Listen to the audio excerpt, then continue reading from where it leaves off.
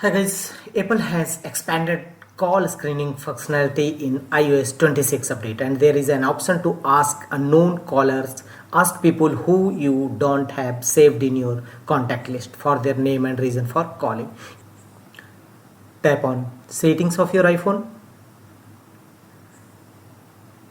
Here scroll down and go to app settings from the bottom of the page. Here go to phone settings. You can decide whether to ask for more information, accept the call or decline the call. Open phone app settings. Here scroll down. You will find three options under a screen unknown callers. Never, ask reasons for calling, and silence. Calls from unsaved numbers will ring and missed call will be displayed on the recent list.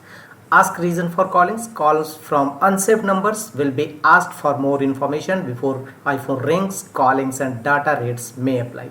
And the third one is silence.